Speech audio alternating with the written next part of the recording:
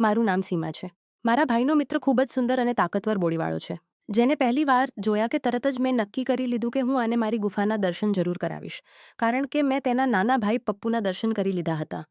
ઓછામાં ઓછું 9 ઇંચ લાંબો પાઇપ તેની પાસે હતો. હું દિલ્હીમાં પાલી મોટી થઈ છું. મારી આંખો વાદળી છે અને વાળ ઘેરા કાળા છે. હું 5 ફૂટ 5 ઇંચ ઊંચી છું. 22 વર્ષની ઉંમરે હું અભ્યાસ માટે લંડનમાં રહું છું. અહીં હું મારા મોટા ભાઈ આર્યન અને તેના બાળપણના મિત્ર વિજય સાથે 3 રૂમના એક ફ્લેટમાં રહું છું. આર્યન છેલ્લા 4 વર્ષથી લંડનમાં છે અને વિજય પણ 4 વર્ષથી એ જ ફ્લેટમાં રહે છે. મારા ઘરના લોકોએ મને અહીં આવવાની પરવાનગી એ શરતે આપી હતી કે હું મારા ભાઈ સાથે રહીશ. દિલ્હીમાં હું એક કોએજ્યુકેશન કોલેજમાં ભણતી હતી. ત્યાં મારા ક્લાસમેટ અને કોલેજના બીજા છોકરાઓ મારા પર ઘણીવાર ટોણા કરતા, પણ મેં ક્યારેય કોઈ પર ધ્યાન આપ્યું નહીં. મારું બધું ધ્યાન મારા અભ્યાસ પર હતું અને હું હંમેશા નવી પડકારો શોધતી રહેતી. આ જ સમયમાં મારું પ્રવેશ લંડનની અને હું મારા સપના પૂરા કરવા અહીં આવી ગઈ. મારી ઈચ્છા હતી કે હું મારા ભાઈથી અલગ રહું, જેથી મારી આઝાદીથી જીવન જીવી શકું. પણ ઘરના લોકોની આ શરત કે હું ભાઈ સાથે રહીશ, જ્યારે હું અડચણ હતી જેને હું પાર ન કરી શકતી. તે 5 હું અહીં પહોંચી ત્યારે વિજયને જોઈને હું તે 5 ફૂટ 10 ઇંચ ઊંચો સાવળા રંગનો અને જીમ બોડીવાળો યુવાન હતો. તેની ઉંમર પણ લગભગ 24 વર્ષ હશે, એટલે મારાથી થોડા વર્ષ મોટો. તે અદ્ભુત સુંદર હતો, જે મને પોતાની તરફ ખેંચતો હતો. પણ આશ્ચર્યની વાત એ હતી કે તે હંમેશા મારાથી દૂર રહેવાની કોશિશ કરતો. બીજા છોકરાઓની જેમ તેણે ક્યારેય મને વધારે પરેશાન કરવાની કોશિશ ન કરી, બલકે કામની વાત પણ તે મારી સાથે ક્યારેક જ કરતો, અને તે પણ ખૂબ ઓછું. તેનો તરીકો એવો હતો કે જાણે તે મને બિલકુલ જોઈ જ ન શકે. તે ત્યારે જ ઘરે આવતો જ્યારે આર્યનભાઈ પણ હાજર હોય. જો ક્યારેક એવું થાય કે હું ઘરમાં એકલી હોઉં, તો વિજય પણ ઘરથી બહાર નીકળી જતો અને ત્યારે પાછો આવતો જ્યારે આર્યન ઘરે આવી જાય. આ વાત મને આશ્ચર્યમાં નાખતી કે આખરે તે મારાથી આટલો કેમ ડરી રહ્યો છે. મેં ઘણીવાર તેની સાથે વાત કરવાની કોશિશ કરી, પણ તે દર વખતે ચાલ્યો જતો અને મને અવગણી જતો, જાણે કોઈએ તેની સાથે વાત જ ન કરી હોય. જેમ જેમ તે મને અવગણતો તેમ તેમ મારામાં તેને પામવાની ઈચ્છા વધતી જતી. તેની બેધ્યાની મારા હૃદયમાં તેના માટે જિજ્ઞાસા અને આકર્ષણ પેદા કરી રહી હતી. મને આ વાતનો પણ ડર રહેતો કે જો હું ક્યારેય તેની સાથે કોઈ વાત કરું તો ક્યાંક તે ભાઈને ન કહી દે, ક્યાંક આર્યન મારા પર નારાજ ન થઈ જાય. પણ તે છતાં હું વારવાર તેની સાથે વાત કરતી રહેતી. દર વખતે મને તેની તરફથી બેધ્યાની અને નાકામીનો સામનો કરવો પડ્યો. આ છોકરો લંડન જેવા ખુલ્લા માહોલમાં રહેવા છતાં અહીંની બુરાઈઓ અને બેફિકર જીવનથી દૂર હતો. જો કે મારા ભાઈ ઘણીવાર સાંજે બહાર મિત્રો સાથે જતા, પણ વિજય આવી બધી વાતોથી ખૂબ દૂર હતો. તે પોતાનો વધુ સમય અભ્યાસ અથવા પોતાના કામમાં લગાવતો. તેની આ જ ગંભીરતા હતી, જેણે હું તેને મનોમન ચાહવા લાગી હતી. એક દિવસ મેં તેને મારા સંતરા બતાવી દીધા. એકવાર જ્યારે વિજયની તબિયત ખરાબ હતી અને તે આખો દિવસ ઘરે જ રહ્યો, હું પણ વહેલી કોલેજથી પાછી આવી ગઈ. આર્યનભાઈ તે સમયે પોતાની નોકરી પર હતા. તેથી મેં વિજય માટે ચા બનાવી અને તેને આપી. મેં જોયું કે તે ખૂબ બેચેન અનુભવી રહ્યો હતો. તેણે મારા હાથમાંથી ચાનો કપ લીધો અને ચૂપચાપ બેસીને પીવા લાગ્યો. તેના ચહેરા પર થાક સ્પષ્ટ દેખાતો હતો. હું પણ એક કપ લઈને તેના રૂમમાં ખુરશી પર બેસી ગઈ અને તેની સાથે વાતો કરવા લાગી. મેં તેને પૂછ્યું કે તબિયત કેવી છે, કંઈ ખાવાનું પસંદ કરશો. તે મને કોઈ વાતનો જવાબ ન આપે અને ચૂપ રહે. પોતાની નજરો ક્યારેક પોતાના લેપટોપ પર રાખે તો ક્યારેક બારીમાંથી બહાર વરસાદને જુએ. તે મને અવગણી રહ્યો હતો, પણ હું હઠીલી બનીને તેની સામે બેસી રહી અને દિલમાં વિચાર્યું કે જોઉં આ મને ક્યાં સુધી અવગણે છે. મારો હેતુ માત્ર તેની સાથે વાત કરવાનો ન હતો, બલકે હું તેની નજીકી અનુવાદ કરવા માંગતી હતી. એ જાણવા માંગતી હતી કે તેના હૃદયમાં શું ચાલી રહ્યું છે. વાતો દરમિયાન જ્યારે મેં જોયું કે તે મારી તરફ ધ્યાન નથી આપી રહ્યો, તો મેં તેને સીધું જ પૂછી જ લીધું કે તે મને અવગણે છે કેમ. તો તે કહેવા લાગ્યો, તું મારા મિત્રની બહેન છે અને મારા ખ્યાલમાં મિત્રની બહેન પોતાની બહેન જેવી હોય છે. હું તારું સન્માન કરું છું. મેં તેને કહ્યું, મિત્રની બહેન જ તારાથી તો હોઈ શકે છે, બલકે એક શ્રેષ્ઠ મિત્ર. તે મારી વાત સાંભળીને થોડી વાર ચૂપ રહ્યો. તેના ચહેરા પર અસમંજસના નિશાન હતા. મેં આ મોકાનો ફાયદો ઉઠાવ્યો અને તેને મારા દિલની વાત કહી દીધી. હું તને ચાહું છું અને તને પામીને જ રહીશ. તું મારા જીવનનો ભાગ બની ચૂક્યો છે. મારા જીવનનો ભાગીતપ જોતો રહ્યો. પછી કહેવા લાગ્યો, આ વાત સારી નથી. જો તારા ભાઈને ખબર પડી જશે તો તે તને કંઈ નહીં કહે, બલકે બધો ઇલ્ઝામ મારા પર નાખશે. અમારી મિત્રતા વર્ષો જૂની છે. તારી મિત્રતામાં તિરાડ પડે. આ સંબંધ આર્યન માટે ખૂબ મહત્વનો છે. મેં તેને કહ્યું, તું આની ચિંતા ના કર, આ વાત મારા પર છોડી દે. હું બધું સંભાળી લઈશ. તે દિવસે મને કાફી હદ સુધી સફળતા મળી. મને લાગ્યું કે તેના અંદર પણ દિલ છે અને હું તેના દિલ સુધી પહોંચી શકું છું. તેની હિચકિચાહટ અને ચિંતાએ મને આ વિશ્વાસ અપાયો કે તે પણ મને કંઈક ને કંઈક અનુભવે છે. હવે મને તેના દિલમાંથી ડર દૂર કરવાનો હતો અને તેને આ વિશ્વાસ અપાવવાનો હતો કે આ સંબંધમાં કોઈ ખતરો નથી. ખેર આ જ રીતે સમય પસાર થતો ગયો અને આગામી 2 અઠવાડિયા સુધી મને કોઈ ખાસ સફળતા ન મળી. વિજયનો વર્તાવ હજુ પણ સાવધાનીપૂર્વક હતો.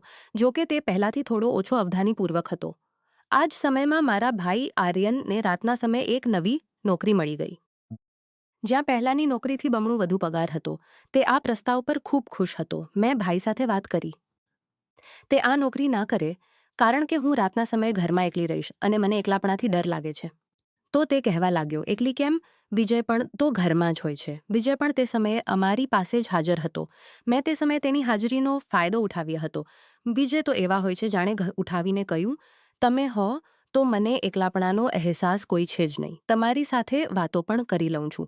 દિલ બહેલાઈ જાય છે. પણ વિજય તો મારી સાથે વાત કરવાથી પણ ભાગે છે. અને વિજયને સંબોધીને ભાઈ હસવા લાગ્યા, કેમ વિજય, શું વાત છે?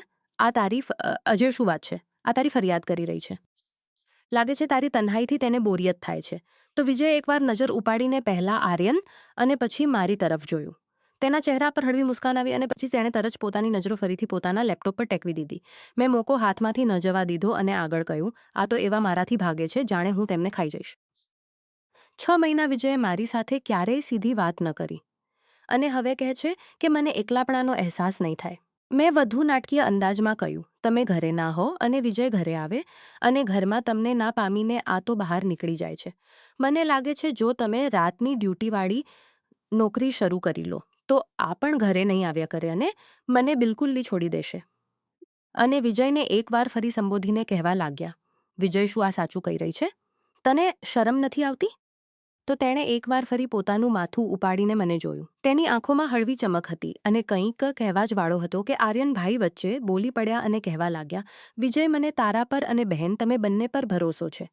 મારો ખ્યાલ છે કે મારી ગેરહાજરીમાં આગળથી વિજય, તું આનું ધ્યાન રાખીશ. આર્યનભાઈને એકલાપણાનો અહેસાસ નહીં થાય.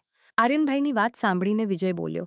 આર્યન, દરઅસલ તેણે પોતાની વાત શરૂ જ કરી હતી કે આર્યનભાઈ ફરી બોલી પડ્યા, બસ હવે આ વિષય બંધ કરો અને બહેન જા ચા બનાવીને લાવ. બધા મળીને ચા પીએ અને આ વાત અહીં જ ખતમ. હું ઉઠીને કિચનમાં ચાલી ગઈ. પાછી આવી તો રૂમનું માહોલ પૂરેપૂરું બદલાઈ ગયું હતું અને બંને કેખા મારીને હસી રહ્યા હતા. એવું લાગતું હતું જાણે કોઈ જૂની મજાક ચાલી રહી હોય. હું ચાની ટ્રે લઈ જાણે કોઈ જૂની દાખલ થઈ અને અમે લોકો ચા પીતા રહ્યા. આ દરમિયાન મેં જોયું વિજય વાત કરતાં કરતાં ચોરી ચોરી મને જુએ છે અને પછી મારી સાથે નજર મળતા નજર બીજી તરફ કરી લે છે, જેના પર મને ખુશી અનુભવાઈ કે આખરે મને સફળતા મળી રહી છે. મારા ખ્યાલમાં આ પહેલી વાર હતું કે વિજય મારી તરફ નજર ઉપાડીને જોઈ રહ્યો હતો. તેની આંખોમાં એક નવી શરારત હતી. પહેલાં તો મારી સાથે વાત પણ ન કરતો. પોતાની નજર નીચે રાખતો અથવા અહીં તહીં જોતો રહેતો. આ એક નાની પણ અહમ સફળતા હતી. આગામી દિવસે ભાઈએ વિજયને કહ્યું, વિજય, કાલથી તું તારી નોકરી પર જતા વખતે બહેનને તેની કોલેજ છોડી આપ્યા કર અને પાછા આવતા તે પોતે લોકલ ટ્રાન્સપોર્ટ પર આવ્યા કરશે. હું રાતે ડ્યુટી પર રહીશ. તું આનું ધ્યાન રાખજે. મને કોઈ ફરિયાદ ના મળે અને તું પણ વિજયને વધારે તંગ ના કરીશ નહીં તો તારી પણ ખેર નહીં. આ સાંભળીને મને દિલમાં સુકૂન મળ્યો. આગામી રોજ સવારે નાસ્તા પછી જ્યારે વિજય નોકરી પર જવા લાગ્યો તો હું ઝડપથી તેની ગાડીનો દરવાજો ખોલીને બેસી ગઈ. તેના ચહેરા પર હેરાનીના મિશ્રિત ભાવ હતા. તે મસ્કરાઈને ગાડી ચલાવવા હતા. તે ગાડીમાં બેઠો જાણે પોતાના વિચારોમાં ખોવાયેલો હોય. તે ચલાવતા વખતે ચૂપ હતો જાણે પોતાના વિચારોમાં ખોવાયેલો હોય. વિજય, તમે જેટલું દૂર ભાગશો હું એટલી જ પાસે રહીશ કે હું તમને પસંદ કરું છું અને તમને પામીને જ રહીશ. તમે મારી કિસ્મતમાં છો. તે મારી વાતો ચૂપચાપ સાંભળતો રહ્યો. ક્યારે કોલેજની બહાર છોડીને ચાલ્યો ગયો. મને લાગ્યું કે મારા શબ્દો તેના દિલ પર કંઈક ને કંઈક અસર કરી રહ્યા છે. બપોરે હું કે મારા શબ્દો તેના દિલ પર કંઈ આવી તો આર્યનભાઈ સૂતા હતા. મેં મારા કપડાં મશીનમાં નાખીને ધોયા અને ટીવી ચાલુ કરીને જોવા લાગી. સાંજે વિજય આવ્યા તો મેં તેમને પણ ચા આપી. એટલામાં આર્યનભાઈ પણ ઉઠી ગયા અને પોતાની નોકરી માટે તૈયાર થવા લાગ્યા. મેં તેમને પૂછ્યું કે આજ રાતના ખાવાનું શું મૂડ છે? તો આર્યનભાઈ કહેવા લાગ્યા, હું તો નોકરી પર રહીશ. વધુ સારું છે. જ્યાં સુધી મારી રાતની નોકરી છે તમે લોકો બહારથી જ ખાઈ લેતા. મને રાતની નોકરી છે. મને ચિંતા કરવાની જરૂર નથી. હું આ વાત સાંભળીને ઉછળી પડી કે વિજય સાથે હું પહેલી વાર આજે બહાર ખાવા જઈશ. આ એક એવો મોકો હતો જેની હું ક્યારથી રાહ જોઈતી રહી હતી. ભાઈની નોકરી પર જવા પછી હું ટીવી જોતી રહી. જ્યારે વિજય પોતાનો લેપટોપ લઈને પોતાના રૂમમાં ઘૂસી ગયો, હું બેચેનીથી તેની રાહ જોઈ રહી હતી. રાતે જઈને રૂમનો દરવાજો વગર તાળું લગાડ્યા ખોલ્યો અને કહ્યું, આજે શું તમે ભૂખ હડતાલ કરી રાખી છે? જો એવું છે પણ તો એમાં મારો શું કસૂર છે? તમને કંઈ નથી ખાવું તો મને તો ભૂખી ના રાખો. મારી વાત સાંભળીને વિજય મુસ્કુરાયા અને પોતાનો લેપટોપ એક તરફ મૂકીને ઉઠ્યા અને કહેવા લાગ્યા, તું અડધો કલાક વધુ રાહ જો. હું KFCમાંથી કંઈ લાવું છું. મેં કહ્યું, ના તમે ઘરે કંઈ ના લાવો. હું પણ તમારી સાથે ચાલીશ અને બહાર જ ખાઈને આવીશું. આજે મને તમારી સાથે બહાર ખાવું છે. મારી વાત સાંભળીને તે એક ક્ષણ માટે મારી તરફ જોવા લાગ્યો. તેની આંખોમાં એક નવી ચમક હતી. પછી કહેવા લાગ્યો, ચાલો ઠીક છે. મેં કહ્યું, રોકો. હું કપડાં બદલી લઉં, કંઈ સારું પહેરી લઉં. તો તે કહેવા લાગ્યો, શું બદલવું છે? સારી ભલી તો છે, તને કોઈ બદલાવની જરૂર નથી. મેં તેની વાત અણસુણી કરી દીધી અને દરવાજો ખોલીને નીકળી ગઈ. હું પણ તેની પાછળ જ બહાર આવી ગઈ અને ગાડીમાં બેસી ગઈ. તેણે ગાડી ચલાવી દીધી અને ચૂપચાપ ડ્રાઇવિંગ કરતો રહ્યો. મેં આ ચૂપીને તોડી અને તેને પૂછ્યું, તમે મને સારી નથી લાગતી. હવે મારામાં કોઈ ખામી છે કે તમે મારી સાથે વાત કરવાથી પણ કતરાઓ છો? સીમા, મારી વાત સાંભળ. જો તે આગળથી આવી વાત કરી તો હું તારા ભાઈને કહી દઈશ. તેણે ચાહે તો આખી દુનિયાને કહી દે. મને પરવા નથી. હું તમારી પાસેથી ત્યાં સુધી પૂછતી રહીશ જ્યાં સુધી મને મારી વાતનો જવાબ ન મળે. જ્યાં સુધી મને આ ન ખબર પડે કે મારી સાથે આવો વર્તાવ કેમ છે. તું મારા મિત્રની બહેન છે. બસ તમને ક્યારથી કહી રહી છું કે હું તમારા મિત્રની બહેન નથી. શું મિત્રની બહેન પણ મિત્ર નથી બની શકતી? શું આ જરૂરી છે કે તે માત્ર બહેન જ રહે? ક્યારેય મિત્ર ન બને? ના, એવી વાત નથી. જો તારા ભાઈને ખબર પડી જશે તો તે શું વિચારશે? અમે બંને પર નારાજ થશે. આ બધું તો મારા છોડી દો, સંભાળી લઈશ. તમને માત્ર મારી વાત સાંભળવાની છે અને મારી તરફ એકવાર ધ્યાન આપવાનું છે. તો પણ મને આ બધું સારું નથી લાગતું. આ અમારી મિત્રતાની વિરુદ્ધ છે. કેમ સારું નથી લાગતું? તેની કોઈ ખાસ વજહ પણ તો કહો. કદાચ હું પણ તેને ખરાબ નથી કરી શકતો. તેણે તંગ આવીને કહ્યું. તેના ચહેરા પર બેપસીના નિશાન હતા. પછી મારી વાત માની લો. હું તમને આ કહી દઉં કે હું તમને પસંદ કરું છું અને તમને પામીને જ રહીશ. મેં તમારા પર મારું દિલ હાર્યું છે. હા, જો હું તમને સારી નથી લાગતી તો મને કહી દો. હું તમારા જીવનમાંથી ચાલી જઈશ. તેણે KFCની સામે ગાડી ઊભી કરી અને પોતે દરવાજો ખોલીને બહાર નીકળી ગયો અને થોડી વાર પછી 2 હલાલ બર્ગર અને 2 કોક લઈ આવ્યો. મેં તેને કહ્યું કે ખાવાનું લઈને ઘરે ન જવું, બલકે અહીં પાસેના કોઈ પાર્કમાં ચાલીએ, જ્યાં બેસીને ખાઈશું. મને ખુલ્લી જગ્યાઓ પર બેસીને ખાવું પસંદ. તે મારી વાત સાંભળીને ચૂપ રહ્યો અને ગાડી ચલાવવા લાગ્યો. થોડી વાર પછી તેણે એક સુંદર પાર્કની સામે ગાડી ઊભી કરી દીધી, જ્યાં હળવી રોશની હતી અને સુકૂન અનુભવાતું હતું. અમે બંને એક બેન્ચ પર બેસીને બર્ગર ખાધા. આ દરમિયાન પણ મેં તેની સાથે વાત કરવાની કોશિશ કરી, પણ તે ચૂપ રહ્યો. ક્યારેક આકાશ તરફ જોતો તો ક્યારેક ઘાસ પર નજરો જમાવી રાખતો, પણ મેં હિંમત ન હારી. મેં અનુભવ્યું કે તેની ચૂપીમાં પણ કંઈક છુપાયેલું છે. તે કંઈક કહેવા માંગે છે પણ હિચકિચાઈ રહ્યો છે. આગામી રોજ શુક્રવારનો દિવસ હતો. સવાર રસ્તામાં ફરી વાત કરવાની કોશિશ કરતી રહી, પણ હંમેશની જેમ મને નાકામીનો કોશિશ કરતી રહી. તેનો રવૈયો હજુ પણ એ જ જૂનો હતો. તે દિવસે સાંજે જ્યારે ભાઈ નોકરી પર જવા લાગ્યા તો મેં તેમને કહ્યું, ભાઈ, આજે તમે નોકરી પર જવા લાગ્યા હો. મને કહ્યું, ભાઈ, આજે સમય વિતાવવો છે. કેમ? ખૈરિયત તો છે ને સીમા? શું કોઈ સમસ્યા છે? ના, એવું જ આજે મારું બહાર ખાવાનું મન કરી રહ્યું છે. જ્યારથી લંડન આવી છું ક્યારે પણ તમે મને બહાર ખાવા માટે લઈ ગયા નથી. મને તમારી સાથે જવું છે. મારી રાતની ડ્યુટી છે. હું તું વિજય સાથે ચાલી જા. તે તો ફોરેન છે. તે તો એવા માણસ છે. ના પોતે ક્યાંય જાય ના ક્યાંય મને લઈ જાય. તેને તો ઘરથી બહાર નીકળવું પણ પસંદ નથી. મારી વાતથી લાગ્યા ના એવી વાત નથી. તે છે તો ખૂબ ખુલ્લા મિજાજ આદમી પણ તારાથી થોડા અનામત રહે છે. ખબર નથી કેમ મારાથી અનામત કેમ રહે છે, આ મને ખબર નથી. ખેર, છોડો આ વાતને. જો તમે મને લઈ જઈ શકો તો લઈ જાઓ. તે મને નહીં લઈ જાય. જો તેમની સાથે જવા માટે કહેવું છે તો સાફ કહો કે હું ના જાઉં. ના એવી વાત નથી. તું તેને કહી દેજે, તે તને લઈ જશે. તે નહીં માને. તમે પોતે તેમની સાથે કહો તો કદાચ મારી વાત માની લે. તે તમારી વાત વધુ સાંભળે છે. ઠીક છે. આ સમયે તો તે નોકરી પર વ્યસ્ત હશે. જ્યારે આવશે તો મારા ફોન પર વાત કરાવી દેજે. હું તેને કહી દઈશ. ભાઈની વાત સાંભળીને હું ખુશ થઈ ગઈ. મારો પ્લાન કામયાબ થઈ ગયો હતો. હું જાણતી હતી કે ભાઈનું કહેવું તે નહીં ટાળે. ભાઈ ચાલ્યા ગયા તો મેં ઉઠીને ફ્રેશ થઈને નીલી જીન્સ સાથે સફેદ ટી-શર્ટ પહેરી લીધી અને હળવું મેકઅપ કરીને તૈયાર થઈ ગઈ. મેં અરીસાની સામે ઊભીને પોતાને જોયું તો હું ખૂબ સુંદર લાગી રહી હતી. મારો આત્મવિશ્વાસ વધી ગયો હતો. હું જ્યારથી લંડન આવી હતી આજે પહેલી વાર મેં મેકઅપ કર્યો હતો. જો કે મારી પાસે મેકઅપનું સામાન હાજર હતું, પણ હું ક્યારે પોતાને તૈયાર કરવાની જરૂર અનુભવતી ન હતી. તૈયાર થયા પછી હું વિજયની રાહ જોવા લાગી. મારું દિલ જોર-જોરથી ધબકી રહ્યું હતું. એક અજીબ બેચેની હતી. થોડી વાર પછી તે આવ્યો. મેં દરવાજો ખોલ્યો તો તેણે મને જોયું અને એક ક્ષણ માટે થંભીને રહી ગયો. તેની આંખોમાં હેરાની અને કંઈક બીજા જ જજબાત હતા. પણ બીજા જ ક્ષણે તે સંભળાઈ ગયો અને અંદર દાખલ થઈ ગયો. મેં દરવાજો બંધ કર્યો અને અંદર આવીને તેના માટે ચા બનાવી. ચા પછી મેં તેને કહ્યું, વિજય, આજે ક્યાંક બહાર ખાવા માટે ના ચાલીએ. ભાઈએ કહ્યું છે કે તમારી સાથે ચાલી જાઉં. જો જવું છે તો આર્યનને કહી દેજે, તે લઈને ચાલ્યો જશે. મેં ભાઈને પૂછી લીધું છે. તે કહેતા હતા કે તમારી સાથે ચાલી જાઉં. અને તેમણે મને જોર આપ્યું છે કે તમે મને લઈ જાઓ. મને તો તેણે નથી કહ્યું. તમે તેમની સાથે ફોન પર વાત કરી લો. ના, હું નથી કરતો તેની સાથે વાત અને ના જ તને લઈ જઈશ. મારી પાસે સમય નથી અને મને બહાર જવાનું મૂડ નથી. મેં વિજયની સાંભળી અને ફોનથી ભાઈનો નંબર મિલાવ્યો. જ્યારે બેલ વાગી તો મેં ફોન વિજયને પકડાવી દીધો. તે તમારી સાથે વાત કરવા માંગે છે? ના, હું નથી કરતો. તેણે ફોન મારી તરફ વધારતા કહ્યું. મેં ફોન પકડી લીધો અને જેવી જ ભાઈએ ફોન ઉપાડ્યો, મેં રડવાના અંદાજમાં કહ્યું, ભાઈ, મેં શું કહ્યું હતું? વિજય મને નહીં લઈ જાય. તમે પોતે જ મને મનાઈ કરી દો. હું કેટલી એકલી અનુભવી રહી છું. ના, એવું કેમ થઈ શકે? તું મારી વાત વિજય સાથે કરાવી દે, ભાઈએ હેરાનીથી કહ્યું. તે તમારી સાથે બહાર જવાનું બિલકુલ મૂડ નથી. તે તો કહે છે કે તેને મારી સાથે બહાર જ ફોન કરું છું. ભાઈએ ફોન બંધ કરી દીધો. આગામી જ ક્ષણે વિજયના ફોન પર ઘંટી વાગવા લાગી. વિજયે મારી તરફ ગુસ્સાભરી નજરોથી જોતા ફોન ઉપાડ્યો. હેલો, કેમ છો આર્યન?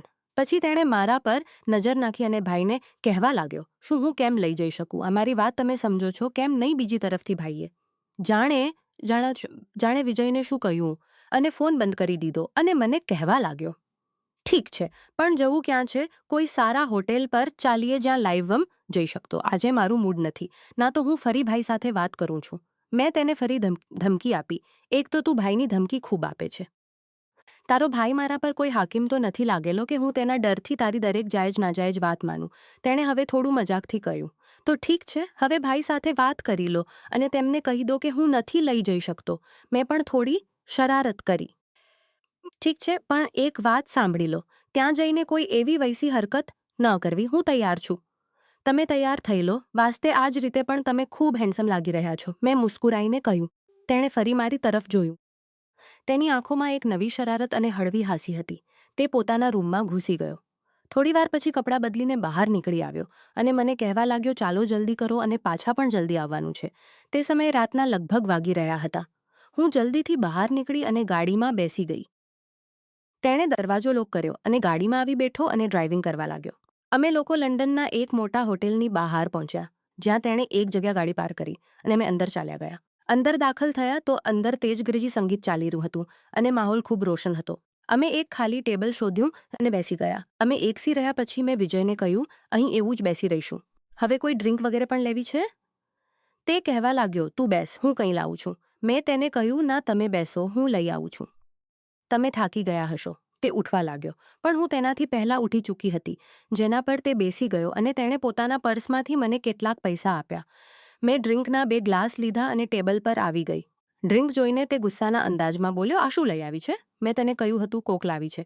પણ તું આ ઉપાડી લાવી? તેના ચહેરા કે તમને આ ડ્રિંક નથી પીવી તો ના પીઓ. હું બંને ગ્લાસ પી લઈશ અને તમારા માટે કોક લઈ આવું છું. તેણે મને કહ્યું, હું નથી પીતો અને તને પણ નથી પીવા દઈશ. પણ મેં જીદ કરી તો તે ચૂપ થઈ ગયો. હું ફરી ઉઠી અને તેના માટે કોક લઈ આવી અને ટેબલ પર બેસીને ડ્રિંકનો ગ્લાસ ઉપાડીને પીવા લાગી અને વિજય પણ એક ઘૂંટ કોક પી રહ્યો હતો.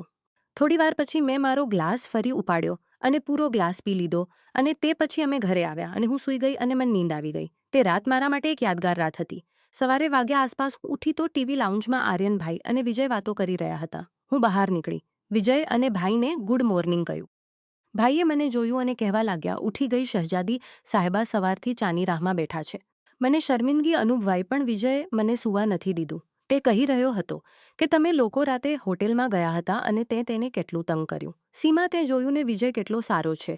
તે તારું કેટલું ધ્યાન રાખે છે. હું ગભરાઈ ગઈ હતી. કંઈ ના બોલી અને બાથરૂમમાં ઘૂસી ગઈ. નાહીને ફ્રેશ થઈ અને પછી મેં જઈ અને રાહ જોવા લાગી કે ક્યારે ભાઈ મારી ક્લાસ લેવા શરૂ કરે. મગર એવું કંઈ ના થયું. ભાઈનો અંદાજ એવો હતો જાણે તે મારી શરારતોથી મજા લઈ રહ્યા હોય. થોડીવાર પછી ભાઈ ચા પીને સૂવા માટે પોતાના રૂમમાં ચાલ્યા ગયા અને મેં ચોરી વિજયની તરફ જોયું. તેને ચોરી વિજયની તરફ જોયું તો તે મારી તરફ જોઈને હળવું નવી ચમક હતી. મેં નજરો નીચી કરી લીધી અને થોડીવાર પછી ફરી નજરો કંઈ નથી તરફું. તેણે કહ્યું સોરી અને તેને તરફ જોયું. માસુમિયત હતી. વો મેં તમને રાતે ખૂબ તંગ કર્યો અને ભાઈને પણ બધું કહી દીધું.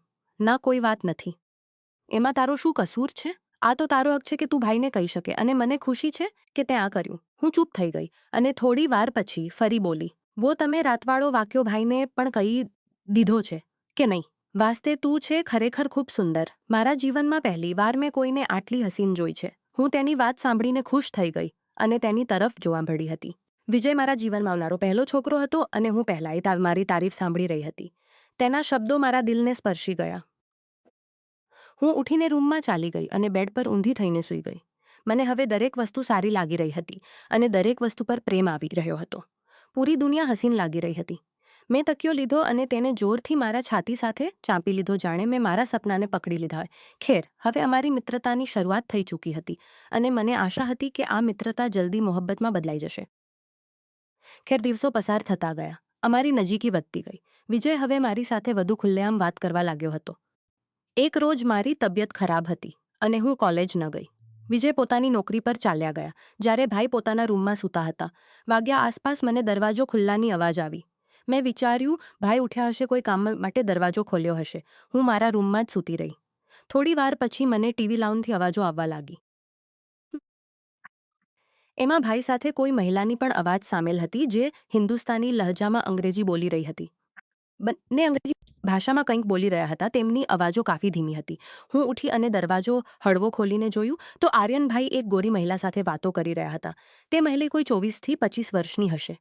સુંદર અને આકર્ષક તે ગોરી મહિલા 1 કલાકથી વધુ સમય ઘરમાં હાજર રહી અને પછી ચાલી ગઈ. ભાઈ ફરી પોતાના રૂમમાં જઈને સૂઈ ગયા. ખાવાના સમયે અનુભવવા ન દીધું કે મેં તેમને કોઈ મહિલા સાથે જોયા છે. મેં ખૂબ સાવધાનીથી આ વાત છુપાવી. ખાવા પછી ભાઈ પણ પોતાની રાતની ડ્યુટી પર ચાલ્યા ગયા. થોડી વાર પછી વિજય આવ્યા અને અમે લોકો બહાર ખાવા માટે ગયા. તે દિવસે હવામાન સારું હતું અને અમે ખાવાનું ઓર્ડર કર્યું અને દરમિયાન મેં બધી ઘટનાઓથી તેમને અવગત કરાવ્યા. મારા ભાઈ અને તે મહિલાની હાજરી વિશે કહ્યું અને તેના ભાઈ સાથે કાફી અરસાથી મિત્રતા છે. સીમા તારા આવ્યા પહેલાં તે વારંવાર ઘરે આવતી હતી, પણ તારા આવ્યા પછી આર્યને તેને ઘરે આવવાથી મનાઈ કરી દીધી હતી, જેથી તને કોઈ પરેશાની ન થાય છે. આજે તને કોઈ પરેશાની ન થાય કે તું કોલેજ અનમાન કરે છે. આજે મને આર્યન ભાઈ પર થોડો ગુસ્સો આવ્યો એટલે તેને બોલાવી લીધી. આ સાંભળીએ મને સમજાવ્યું કે તે એવું કેમ કરી રહ્યો હતો.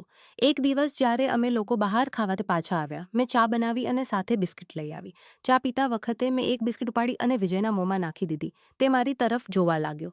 તેના ચહેરા પર હેરાની સાથે એક દિલકશ મુસ્કાન હતી. ખેર, તેણે કહ્યું કંઈ નહીં અને બિસ્કિટ ખાઈ લીધું. હવે હું આશા કરી રહી હતી કે તે પણ મને બિસ્કિટ ખવડાવશે, પણ એવું કંઈ ના થયું. તે માત્ર મુસ્કુરાઈને મારી તરફ જોતો રહ્યો. ખેર, ચા પછી મેં વાસણ ઉપાડ્યા અને તે પછી આવીને સોફા પર બેસી ગઈ અને હું તેને જોઈ રહી હતી. તે પણ મારી તરફ જોવા લાગ્યો. અમારી નજરો મળી અને તેની આંખોમાં મને મારા માટે મોહબ્બત દેખાઈ. તે પછી તે ઉઠીને પોતાના રૂમમાં ચાલ્યો ગયો. કદાચ તેને વધુ વાત કરવામાં હિચકિચાહટ અનુભવાઈ રહી હતી. હું પણ ઉઠી અને મારા રૂમમાં ચાલી ગઈ. પણ તે રાતે મને નીંદ ન આવી. મારા દિમાગમાં વિજય સાથે ગુજરેલો દરેક ક્ષણ તાજો હતો. આગામી સવારે વિજયે મને કહ્યું કે તેની આંખોમાં જે હું જોયું તે સાચું છે. તે પણ મને ચાહે છે, પણ આર્યનની મિત્રતાને કારણે અટકી રહ્યો હતો. મેં તેને વિશ્વાસ અપાવ્યો કે અમે ધીમે ધીમે આગળ વધીશું અને બધું સારું થશે. સમય સાથે અમારી મિત્રતા પ્રેમમાં બદલાઈ અને આર્યને પણ અમારો સંબંધ સમજીને સ્વીકારી લીધો. આજે અમે સાથે સમજાય છે કે જ્યારે બે લોકોની લાગણીઓ સાચી હોય તો કોઈ પણ અડચણ તેમને અલગ નથી રાખી શકતી. ધીરજ અને સાચાઈથી પ્રેમ હંમેશા જીતે છે.